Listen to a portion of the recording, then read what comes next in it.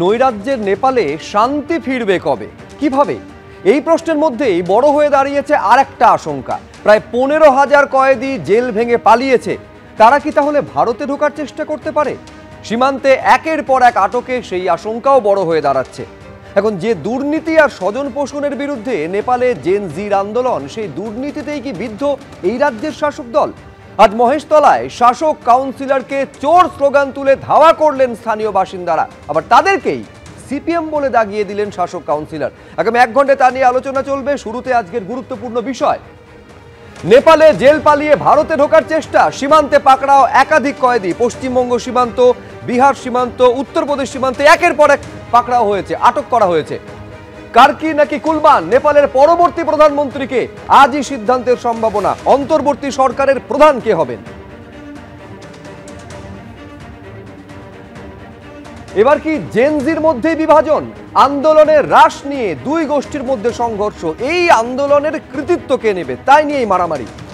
সেনাকে অপমান করেছেন মুখ্যমন্ত্রী, এই অভিযোগ এবং তার প্রতিবাদে বিক্ষোভ প্রাক্তন সেনাকর্মীদের, যেখানে আজকে শুভেন্দু অধিকারী তিনি বক্তব্য রেখেছেন।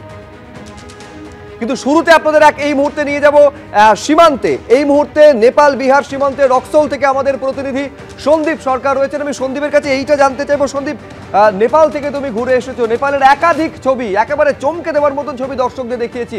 এইটা একটু দর্শকদের জানাও, কতটা খারাপ পরিস্থিতি এই মুহূর্তে প্রতিবেশী রাষ্ট্রের? দেখো, এই মুহূর্তে কিন্তু গোটা নেপাল জুড়ে সেখানে সেনাবাহিনীর নিয়ন্ত্রণ রয়েছে। তার ব্যতিক্রম নেই বীরগঞ্জেও। আমরা আজকে সারাদিন বীরগঞ্জে ছিলাম। বীরগঞ্জের রাস্তা একেবারে শুনশান, রাস্তাতে সেনার টহল চলছে জায়গায় জায়গায়। গুরুত্বপূর্ণ সরকারি দপ্তরের বাইরে সেনার পাহারা, বীরগঞ্জ জেলের বাইরে সেনার পাহারা, আর নেপাল পুলিশ তাদের টহল চলছে গুরুত্বপূর্ণ মোড়ে মোড়ে। এবং যত জনপ্রতিনিধি রয়েছে, সরকারি আধিকারিক রয়েছেন, সাংসদ, বিধায়ক, মেয়র, তাদের বাড়ি একেবারে ভাঙচুর করে আগুন লাগিয়ে ছারখার করে দেওয়া হয়েছে। জনতার রাগে, জনতার রোষে সেই সমস্ত পুড়ে ছাই হয়ে গিয়েছে। এবং সেই জায়গাগুলিতে, সেই বাড়িগুলিতেও কিন্তু গুরুত্বপূর্ণ ইনস্টলেশন যেগুলো রয়েছে, যদিও সেগুলো এখন আর আস্ত নেই কোনোটাই, কিন্তু সেই সমস্ত জায়গায় জায়গায় আমরা দেখেছি যে নেপাল পুলিশের নজরদারি রয়েছে। এর বাইরে রাস্তায় বেরোনো নিষেধ রয়েছে, রাস্তায় কোনো রকম জমায়েত করা যাবে না। কারফিউর ক্ষেত্রে যেরকম নিয়মটা হয়ে থাকে এক্ষেত্রেও তাই। এবং কারফিউ বলবৎ থাকার কারণে যে সমস্যাটা তৈরি হয়েছে, সীমান্ত পারাপারের ক্ষেত্রে সমস্যা তৈরি হয়েছে। বহু মানুষ, যেহেতু একেবারে বিহার লাগোয়া, বিহার এবং নেপালের মাঝামাঝি এই সীমান্ত, ফলে বিহারের প্রচুর মানুষ তারা ও প্রান্তে যান, তাদের পরিবার অনেকের রয়েছে নেপালে। আর নেপালের মানুষজন তাদের সব কিছুর জন্য, রোজগার থেকে শুরু করে ব্যবসাপাতি, ব্যবসায়িক জিনিসপত্র সমস্ত কিছু সংগ্রহ করতে আসেন। ভরসার জায়গা হচ্ছে এই রক্সৌল। ফলে সে জায়গায় দাঁড়িয়ে কারফিউ বলবৎ থাকার কারণে কিন্তু পারাপারটা বন্ধ। এখন ঘড়ির কাঁটায় 6টা বেজেছে, বিকেল 5টার পর কারফিউ শিথিল করা হয়েছে। বিকেল 5টা থেকে সন্ধ্যে 7টা পর্যন্ত কারফিউ শিথিল থাকবে। অর্থাৎ এই সময় গাড়ি ঘোড়া চলাচল করতে পারবে, পারাপার করতে পারবে। আর তাই আমরা দেখতে পাচ্ছি যে একে একে যে সমস্ত ভারতীয় পর্যটকদের গাড়ি আটকা পড়েছিল সেগুলো ধীরে ধীরে আসছে। অনেকে পায়ে হেঁটে আসছেন, কেননা কোনো যানবাহন নেই, কোনো রকম যাতায়াতের মাধ্যম নেই, তাই পায়ে হেঁটে অনেককে আসতে হচ্ছে। আর গত কয়েকদিনে ভারতের দূতাবাসের সহযোগিতায়, স্থানীয় প্রশাসনের উদ্যোগে বহু মানুষ, ভারতীয় যারা রয়েছেন তারা বেশিরভাগই ফিরে এসেছেন। একেবারে তারা ফিরে এসেছেন এবং ফিরে আসছেন। কিন্তু আমি নেপালের ছবিটা এই মুহূর্তে দর্শকদের সামনে রাখবো, যেটা ভারতের জন্য উদ্বেগে। সেটা হচ্ছে কয়েদিরা, যারা আসামি, যারা জেলবন্দি আসামি, তারা জেল ভেঙে একের পর এক পালাচ্ছেন। 25টি জেল ভেঙে প্রায় 15,000 কয়েদি, একবার ভাবুন, 15,000 কয়েদি পালিয়ে গিয়েছে। শুধুমাত্র নেপালের সুন্ধারা সেন্ট্রাল জেল থেকে 3,300 কয়েদি পালিয়েছে। এরপর নাকু জেল, সেখান থেকে 1,400 জন কয়েদি পালিয়েছে। নিরাপত্তা বাহিনীর গুলিতে 5 জন কয়েদির মৃত্যু হয়েছে, 12 জন আহত হয়েছে বলে জানা যাচ্ছে। আমি এইখানে একেবারে কর্নেল পৃথ্বীরঞ্জন দাসের কাছে এখানে আসতে চাইবো। অভিযোগটা, মানে যে পরিসংখ্যান নেপাল পুলিশের তরফে আসছে, যে এই ধরুন প্রায় 15,000-এর মধ্যে 1,500 জনকে ফের গ্রেফতার করা হয়েছে ঠিকই, কিন্তু 13,000 এখনো পর্যন্ত তারা ফেরার। বেশ কয়েকজনকে সীমান্তে আটক করা হয়েছে, আমাদের এই নেপালের পশ্চিমবঙ্গ সীমান্ত, ইউপি সীমান্ত বা বিহার সীমান্ত। এদের মধ্যে অনেকে নাকি ধর্ষণের অভিযুক্ত আসামি রয়েছেন, খুনের আসামি রয়েছেন। এটা ভারতের পক্ষে কতটা উদ্বেগের বলে মনে হচ্ছে? ভারতের পক্ষে তো এটা একটা উদ্বেগের কারণ, কারণ ক্রিমিনালরা যদি ভারতীয় এলাকায় ঢোকে তারা তো ক্রাইম করবে, এবং যারা জেলে খাটা ক্রিমিনাল তারা একদম কঠোর ক্রিমিনাল হয়। তো সেই ক্ষেত্রে ভারতকে উদ্যোগ থাকতে হবে, স্থানীয় পুলিশ, স্থানীয় জনসাধারণ এবং যে সীমা সুরক্ষা বলের যারা আছে, সীমা সুরক্ষা বল বাহিনীটি তারা ইন্টেলিজেন্স গ্যাদার করতে ওস্তাদ। তাদের একটা বিশেষ প্রশিক্ষণ আছে, আগে এরা এই কাজটাই করতো, পরবর্তীকালে সশস্ত্র বাহিনী হয়েছে। তো তারাও খবর টবর বের করে নেবে, কারণ এদের অনেক সোর্স থাকে। তা এদের মধ্যে যখন একজন ধরা পড়তে থাকবে তখন তাদের সামনে দুটো রাস্তা, হয় ওরা নেপালের দিকে পালিয়ে যাবে, দ্বিতীয় হলো অথবা সারেন্ডার।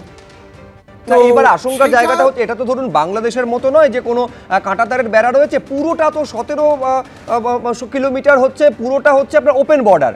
আমি বলছি এই যে কারফিউ শিথিল করা হয়েছে কয়েক মিনিট হলো, এই কারফিউ শিথিলের সুযোগ নিয়ে তারা কি চলে আসার আশঙ্কা থাকতে পারে?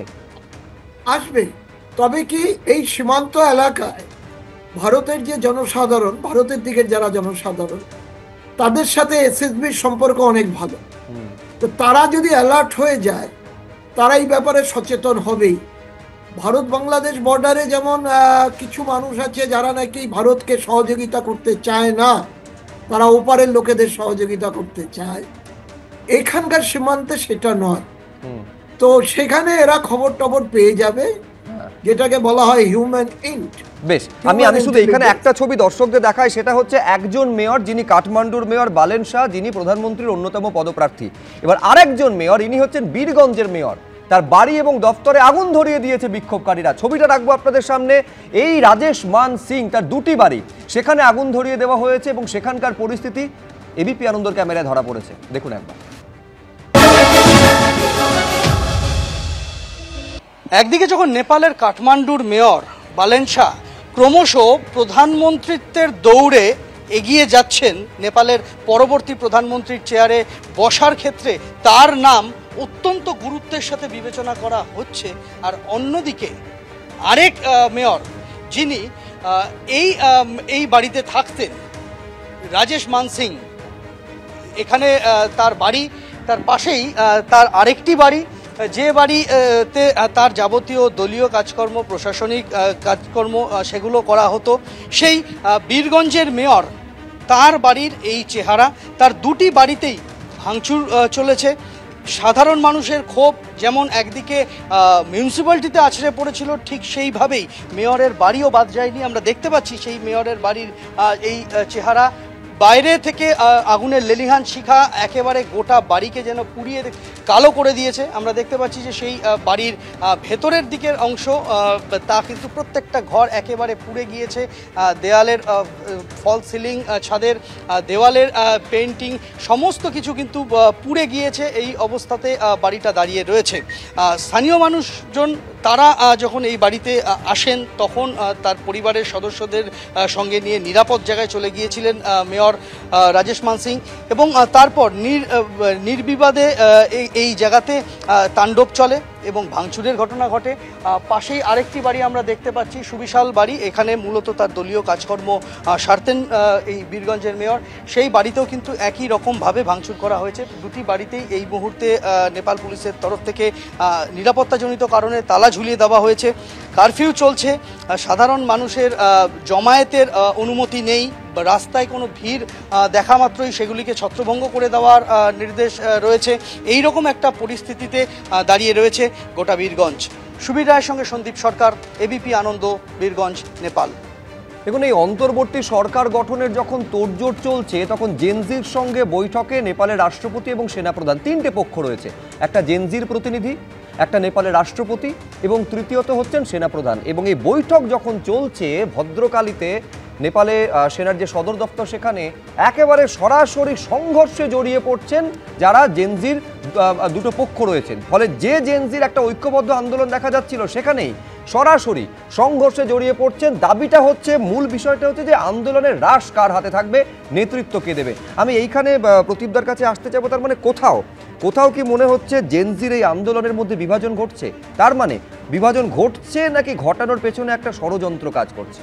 দেখুন, আমি প্রথমেই বলবো যে জেনজেডের যে আন্দোলন যেটা আমরা দেখলাম গত 2-3 দিন ধরে, এই আন্দোলনটা হয়েছে তার প্রথম কারণ হচ্ছে যে অনেকে মারা গেলেন গুলিতে, তার জন্য আরও আন্দোলনটা বেশি হলো।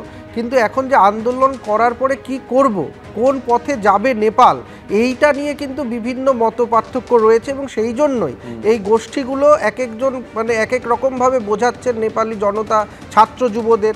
কেউ বলছেন যে কাজ দেওয়াটা, কর্মসংস্থান দেওয়াটা প্রধান, কারো মতে হচ্ছে ইনফ্রাস্ট্রাকচার মানে পরিকাঠামো উন্নয়নটা বেশি গুরুত্বপূর্ণ। ফলে এই জায়গায় ছাত্র যুব বা জনতা, সাধারণ জনতা, তাদের মধ্যে একটা অদ্ভুত মতপার্থক্য তৈরি হয়েছে যে আমরা কোন জিনিসটাকে গুরুত্ব সহকারে বিবেচনা করব এবং কার হাতে আমরা দেশের অন্তত অন্তর্বর্তী সরকারের রাশটা দেব। এই জায়গাটাই কিন্তু যে মতপার্থক্য, তার পেছনের একটা বড় কারণ যে এই মুভমেন্টগুলো কিন্তু কোনো নির্দিষ্ট রাজনৈতিক দল বা নেতৃত্বের দ্বারা হয়নি। ফলে কোন পথে কেন আমি এই সরকারকে সরাচ্ছি এটাতে ঐক্যমত্য, কিন্তু এরপরে আমি কি চাই, নেপাল কোন পথে যাবে, কিভাবে তার পুনর্গঠন হবে, অর্থনীতি কিভাবে হবে, এইগুলো নিয়ে কোনো মত বিনিময় আগে হয়নি। তার ফলে এখন জোর করেই হয়তো অনেকে আবার এখানে নিতেও চাইছেন না দায়িত্ব। আমি বলছি এইটা একটা আশঙ্কার জায়গা কর্নেল দাস। এইরকম কোনো নেতৃত্ব সেভাবে বাংলাদেশের কোটা বিরোধী আন্দোলনে ছিল না বলে মৌলবাদীরা নিয়ন্ত্রণ নেওয়ার সুযোগটা পেয়ে গেছিল। আমি বলছি এইখানে নেপালে কি সেই রকম একটা আশঙ্কা থেকে যাচ্ছে না? যদি থেকে থাকে ভারতের পক্ষে কতটা উদ্বেগের? না, আমি বরঞ্চ একটু আশাবাদী, কারণ যেই এগ্রিমেন্টটা অলরেডি ওরা করেছে, যেটা আপনি ত্রিপাক্ষিক বৈঠকের কথা বললেন, তাতে পরিষ্কার বলেছে যে যুব আন্দোলনকারীরা কোনো রাজনৈতিক দায়বদ্ধতা নেবে না কোনো রাজনৈতিক দলে। তারা কি চায় যে হাউস অফ রিপ্রেজেন্টেটিভে যত সদস্য আছে তারা রিজাইন করবে, হাউস অফ রিপ্রেজেন্টেটিভকে ভেঙে দাও। আর আন্দোলনে যারা শহীদ হয়েছে তাদের শহীদের মর্যাদা দিতে হবে, তাদের পরিবারের রক্ষণাবেক্ষণ এবং তাদের জীবিকার দায়িত্ব এই ইন্টারিম গভর্নমেন্টকে নিতে হবে। সংবিধান সংশোধনের দায়িত্বে বা সংশোধন অথবা ঠিক 6 দফা বা 7 দফা এরকম দাবি ছিল, কিন্তু সেইগুলো নিয়ে যখন কথা চলছে তার মধ্যে যখন সংঘর্ষের ঘটনা ঘটে যাচ্ছে, এইখানে তৈরি হচ্ছে উদ্বেগের পরিস্থিতি। নেপালে কিন্তু মৃত্যুর সংখ্যা প্রতিদিন বাড়ছে। এই মুহূর্তে খবর পাচ্ছি 35 জনের মৃত্যু হয়েছে নেপালে এই যে বিক্ষোভকে কেন্দ্র করে। এখন যে বিক্ষোভ দুর্নীতির বিরুদ্ধে, যে বিক্ষোভ, সেই দুর্নীতি কি এ রাজ্যেও জাঁকিয়ে বসছে? সেই দুর্নীতির বিরুদ্ধে কি জনরোষ এ রাজ্যেও তৈরি হচ্ছে? আজকে দিনভর আপনাদের দেখিয়েছি যে বিধানসভার সামনে 2022-এ টেট উত্তীর্ণ চাকরি প্রার্থীরা যারা বিক্ষোভ করেছিলেন, তারা এই মুহূর্তে খবর পাচ্ছি শিক্ষামন্ত্রীর বাড়ির সামনে তারা বিক্ষোভ দেখাচ্ছেন। আমি একবার সরাসরি ঘটনাস্থলে আপনাদের নিয়ে যাব। সৌমিত্র রায় আমাদের প্রতিনিধি রয়েছেন, একবার দেখাও ছবিটা সৌমিত্র। শুভজিৎ, দেখো, এদিন বিধানসভার গেটের বাইরে টেট উত্তীর্ণ চাকরি প্রার্থীদের যে উত্তেজনা তৈরি হয়েছিল, তুলকালাম পরিস্থিতি তৈরি হয়েছিল, তারই একই ছবি এই মুহূর্তে কালিন্দী মোড়ে ব্রাত্য বসুর বাড়ি থেকে কিছুটা দূরে। তুমি দেখো সেই 2022 চাকরি প্রার্থী যারা এদিন সকালবেলা বিধানসভার গেটের বাইরে তারা বিক্ষোভ দেখিয়েছিলেন, তুলকালাম পরিস্থিতি তৈরি হয়েছিল, তারা এদিন সন্ধ্যেবেলা ব্রাত্য বসু শিক্ষামন্ত্রী তার সঙ্গে দেখা করতে আসেন বাড়িতে। কিন্তু পুলিশের কাছে আগে থেকে খবর ছিল যে চাকরি প্রার্থীরা শিক্ষামন্ত্রী ব্রাত্য বসুর কাছে আসবেন। শিক্ষামন্ত্রী ব্রাত্য বসু যাওয়ার একটি রাস্তা পুলিশের তরফে ব্যারিকেড করে দেওয়া হয় যাতে চাকরি প্রার্থীরা শিক্ষামন্ত্রীর বাড়ির কাছ পর্যন্ত পৌঁছতে না পারে। কিন্তু আমরা যেটা দেখলাম যে রাস্তাটা পুলিশ ব্যারিকেড করে দিয়েছিল, কিন্তু চাকরি প্রার্থীরা সেই রাস্তা দিয়ে না গিয়ে অন্য রাস্তা দিয়ে শিক্ষামন্ত্রী ব্রাত্য বসুর একদম বাড়ির কাছে তারা পৌঁছে যান। তারপরেই পুলিশের কাছে খবর আসে, পুলিশ এসে চাকরি প্রার্থীদের ব্রাত্য বসুর বাড়ির সামনে থেকে সরিয়ে নিয়ে যান। এই মুহূর্তে কালিন্দী মোড়ে তুমি দেখতে পাচ্ছ চাকরি প্রার্থী তারা বিক্ষোভ দেখাচ্ছেন। ঠিক যেভাবে এদিন বিধানসভার গেটের বাইরে তারা বিক্ষোভ দেখিয়েছিলেন, ঠিক একই কায়দায় এখানে তারা বিক্ষোভ কর্মসূচি করছেন। ঠিক তাদের বিভিন্ন জনের হাতে বিভিন্ন প্ল্যাকার্ড রয়েছে যে দীর্ঘ বঞ্চিত প্রাথমিক নতুন নিয়োগে মাননীয় মুখ্যমন্ত্রীর হস্তক্ষেপ চাই, এই প্ল্যাকার্ড রয়েছে। তারা যেমনটা দাবি করছেন যে 2022 সালে তাদের এই টেট পরীক্ষা হয়েছে, 2023 সালে রেজাল্ট বেরিয়েছে, কিন্তু তারপরেও এখনো পর্যন্ত নিয়োগের কোনো বিজ্ঞপ্তি বেরোয়নি। সেই কারণে এই মুহূর্তে আমি যে ছবিটা দেখতে পাওয়া যাচ্ছে যে চাকরি প্রার্থী তাদের সঙ্গে পুলিশের বাকবিতণ্ডা চলছে। আমি তোমাকে শোনানোর চেষ্টা করব কি কথা হচ্ছে।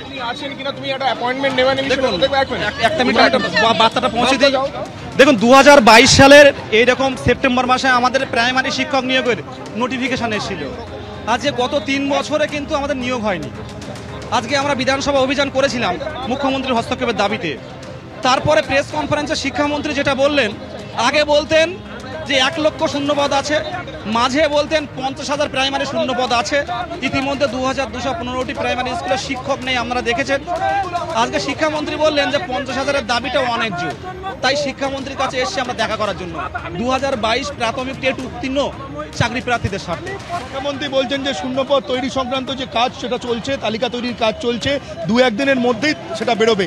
আপনাদের এই যে আন্দোলন বিক্ষোভ এর কোনো অর্থ নেই, শিক্ষামন্ত্রী ব্রাত্য বসু আজকে বলেছেন প্রেস কনফারেন্স। আমি মাননীয় শিক্ষামন্ত্রীকে বলতে চাই যে আন্দোলনের অর্থ নেই। গত 3 বছরে আপনারা শূন্যপদ কালেকশন করতে পারলেন না, কি এমন বাধা থাকতে পারে? গত 3 বছরে 2022 সালের সেপ্টেম্বর মাস থেকে আজকে সেপ্টেম্বরে 2025 সাল, এই 3 বছরে শূন্যপদ কালেক্ট করতে পারলেন না।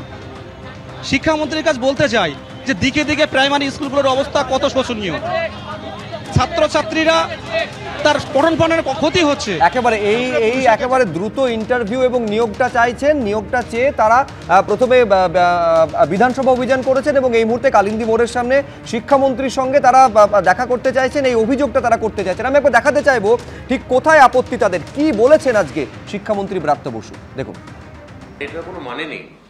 যেখানে পর্ষদ সভাপতি কিছুদিন আগে বলেছেন আমরা খুব শিগগিরই যেখানে ভ্যাকেন্সি লিস্ট পর্ষদ ঘোষণা করতে যাচ্ছে, আর 1-2 দিনের মধ্যেই হয়তো এটা বেরোবে। এটা এর পেছনে কি উদ্দেশ্য হয়েছে আমি জানি না। পর্ষদ সভাপতি নিজে কয়েকদিন আগে এটা নিয়ে কথা বলেছেন, তিনি ভ্যাকেন্সি, কিন্তু যেটা ওরা খাওয়ানোর চেষ্টা করছেন, আমি পর্ষদ সভাপতির সঙ্গে কথাও বললাম, ভ্যাকেন্সি কোনো নির্দিষ্ট করে বলা হয়নি কত আছে, কেননা খুব পরিষ্কার, দপ্তরে জানে না, এগুলো পাঠাবে ডিস্ট্রিক্ট, ডিপিএসসি এরা পাঠাবে। তা ডিপিএসসি থেকে রিপোর্ট আসার জন্য আমরা ওয়েট করছি। সব ডিপিএসসি যেখানে এখনো রিপোর্ট দেয়নি, সেখানে এই একটা 50,000 51,000 ভ্যাকেন্সি বলে খাইয়ে দেওয়া হচ্ছে, এইটার কোনো মানে নেই। আমি আবার পরীক্ষার্থীদের আশ্বস্ত করব, আমাদের যে ডিপিএসসি স্তরে, জেলা স্তরে ভ্যাকেন্সি নির্ণয়ের কাজ প্রায় শেষ, খুব শীঘ্র এটা নিয়ে নোটিফিকেশন হবে। এই ধরনের 2022-এর প্রাথমিকে যারা এই আন্দোলন করছেন, এই আন্দোলনে এখন আর কোনো যৌক্তিকতা আছে বলে আমার অন্তত মনে হচ্ছে না। আমি দ্রুত প্রতিক্রিয়ার জন্য প্রত্যেকের কাছে আসবো। অভ্র সেন, দেখুন, এই বাংলা হচ্ছে স্বামী বিবেকানন্দর বাংলা। আজ থেকে 132 বছর আগে শিকাগোতে ঐতিহাসিক স্পিচ দিয়েছিলেন স্বামী বিবেকানন্দ, এবং সেই স্পিচের পরে সারা বিশ্বে আমাদের মাথা কত উঁচু হয়েছিল। তার এই বক্তব্যের প্রতি উৎসর্গ করে আজ থেকে শুরু হয়েছে নরেন্দ্র কাপ। বাঙালি 1300টার উপরে টিম, বাঙালিদের টিম, মাটির মানুষের টিম, তারা কিন্তু নরেন্দ্র কাপ খেলবে। স্বামীজিকে এরকমভাবে সম্মান জানানো হচ্ছে, কিন্তু আপনি তার সঙ্গে যাচ্ছাবত করুন আজকের বাংলার অবস্থা, তৃণমূলের শাসনের এই বাংলার অবস্থা। যারা শিক্ষক হয়েছিলেন তাদেরকে রাস্তায় নামিয়ে এনেছে এই তৃণমূল, আর যারা চাকরি প্রার্থী তাদেরকে বলছেন না, কোনো যৌক্তিকতাই নেই। তোমাদের বাঙালি হয়েছে, তোমরা বাঙালি হয়ে জন্মগ্রহণ করেছো এই স্বামীজির বাংলায়, তোমরা চাকরি পাবে না, তোমরা রাস্তায় রাস্তায় করো। এইটা হচ্ছে তৃণমূলের বাঙালি প্রেম। আমি উত্তর নেব। দেবনারায়ণ সরকার, দেখো, নিশ্চয়ই 22-এর পরীক্ষা, 23-এ রেজাল্ট আউট হয়েছে, এখন হচ্ছে না, তার একটিমাত্র কারণ নিশ্চয়ই ওবিসি নিয়ে একটা জট হয়েছিল। আশা করি অল্প দিনে কেটে যাবে এবং সেটা তো তৈরি হচ্ছে। কেউ বলছে 10-এর পরে, হ্যাঁ, মমতা ব্যানার্জি ছিল আরও 76টা সম্প্রদায় যুক্ত হোক, এটা অনেকেই জানে, তারাও জানে সমস্যাটা একটা জায়গায় দাঁড়িয়ে। 22 সালে টেট উত্তীর্ণ দাদা হোক না, তখনই তো ঠিকই আছে, তখন তো না, কেসটা তো তখন থেকে চলছে, তো একদিন থেকে কোথায় চাকরি, আরে ভাই শোনো, এর আগে কেস হচ্ছে, কোথায় গিয়ে দাঁড়াচ্ছে সবাই ওরাও জানে, দাঁড়াচ্ছে না, না, এরা চাচ্ছে যে একটা লোক না না চাকরি না পাক। শোনো অভ্র, তোমাকে একটা কথা বলি, চাকরি না পাক, 76টা সম্প্রদায় চাকরি না পাক, এটাই তোমরা চাও। আচ্ছা, এটাই বিরোধীরা চায়। আমি আরেক বিরোধীর মুখপাত্র আমাদের সঙ্গে রয়েছেন, কৌস্তব চট্টোপাধ্যায়। আমি দুজনকে থামালাম। কৌস্তব, অভ্র বিরোধীরা চাইছে না চাকরি না পাক, উত্তরটা নেবে এবারে। কৌস্তব, বলবো, পার্থ চ্যাটার্জি বলেছিলেন, যিনি এখন জেলে আছেন, তিনি বলেছিলেন যে এসএসসি কি দুর্গাপুজো নাকি প্রতি বছর হবে। রাজ্যের মুখ্যমন্ত্রী নেতাজি ইন্ডোর স্টেডিয়ামের আগে নেতাজি ইন্ডোর স্টেডিয়ামে ক্রোনোলজি বুঝিয়েছিলেন যে কোনো কারুর চাকরি যাবে না। সুপ্রিম নিজেরা টাকা খেয়েছে, আর সুপ্রিম কোর্ট অবধি বেঞ্চে বেঞ্চে দৌড়ে বেরিয়েছে রাজ্য সরকার নির্লজ্জভাবে।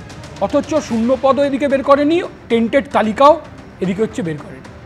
এটা পরিষ্কার, আমরা বলছি না, এসএসসি কোর্টকে জমা দিয়েছে যে টেন্টেড তালিকা, ওএমআর শিট হারিয়ে গেল। অদ্ভুত ব্যাপার। সমস্যা হচ্ছে টাকা নিয়েছে, চুরি বিক্রি হয়েছে, সব ঠিক আছে, চাকরি বিক্রি হয়েছে, সব ঠিক আছে, কিন্তু মূল যে সমস্যা, সরকারকে বিশ্বাস করতে পারছে না বাংলার ছেলেমেয়েরা। বাংলার জেনারেশন, নতুন জেনারেশন যারা চাকরি প্রার্থী তারা রাজ্য সরকারকে বিশ্বাস করতে পারছেন না, রাজ্য সরকারও সেটা বুঝতে পারছে, সেই কারণে মুখ্যমন্ত্রী রাত জাগছেন। আমি পার্থ চট্টোপাধ্যায়ের কথা বলছিলেন, আমি দর্শকদের বলবো যে পার্থ চট্টোপাধ্যায় কিন্তু আজকে আদালতে দাঁড়িয়ে ফের নিজেকে নির্দোষ বলে দাবি করেছেন। আচ্ছা, এইখানে একেবারে আস্থা রাখতে পারছে না সরকারের ওপর, এইটা কৌস্তব চট্টোপাধ্যায় এবং বিরোধীরা অভিযোগ করছে। আমি একটা ছবি আপনাদের দেখাবো, যেটা মহেশতলার ছবি। অনাস্থা কোন জায়গায় তৈরি হয়েছে যে সেখানে কাউন্সিলরকে দেখা মাত্র চোর স্লোগান দিয়ে ধাওয়া করছেন তারা। ছবিটা একবার দেখুন, এটা হচ্ছে মহেশতলা পুরসভার 22 নম্বর ওয়ার্ডের ছবি, যেখানে কাউন্সিলর ঘিরে বিক্ষোভ। কর্মসূচি ছিল আমাদের পাড়া আমাদের সমাধান। কি হলো সেখানে দেখুন।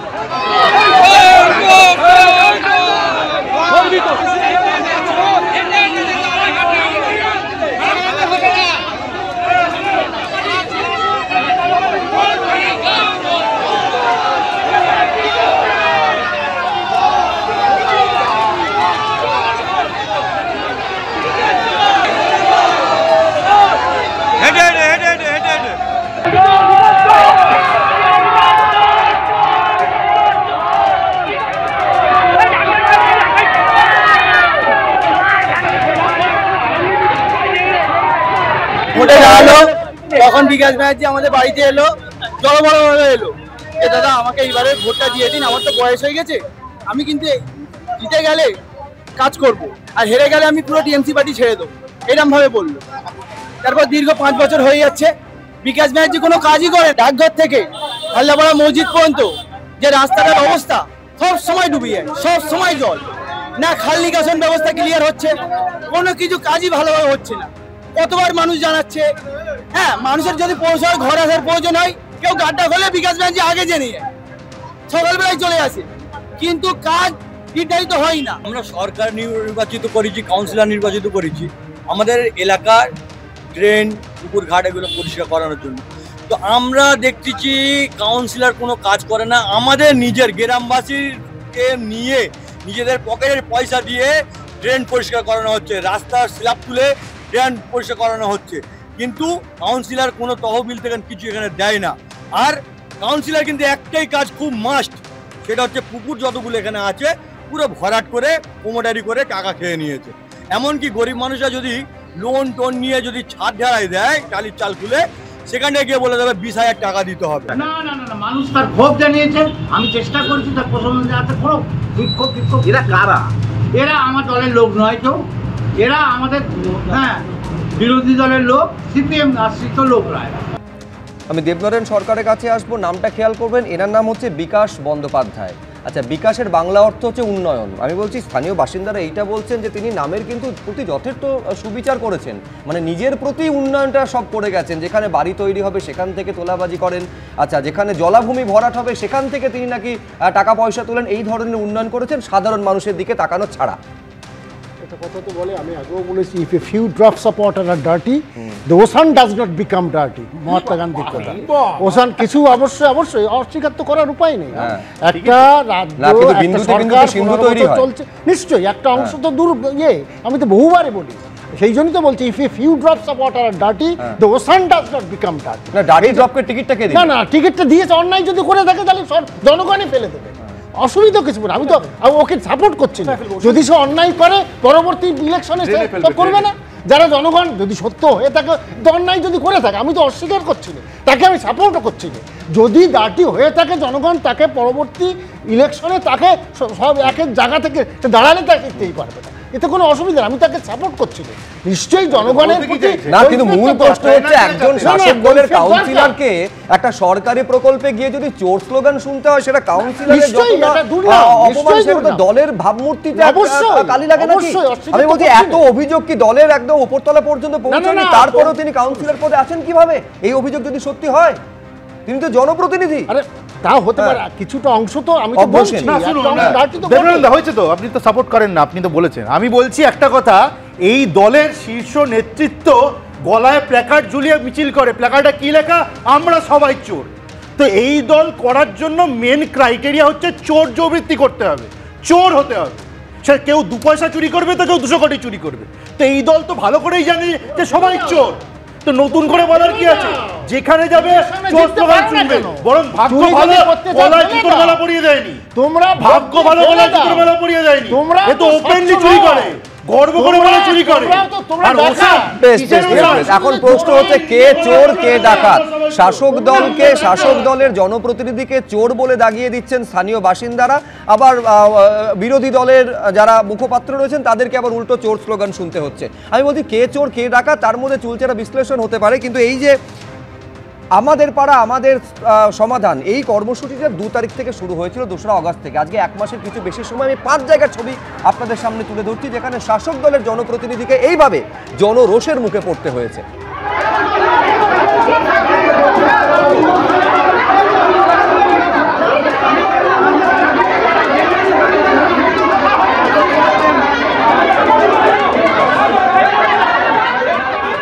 আমি কৌস্তব চট্টোপাধ্যায়ের কাছে আসবো। 5 জায়গার ছবি দেখাচ্ছিলাম, কিন্তু আমি বলছি মহেশতলার কথা যদি আলাদাভাবে বলা যায়, এটাকে জনরোষ বলতে তিনি একেবারেই রাজি নন।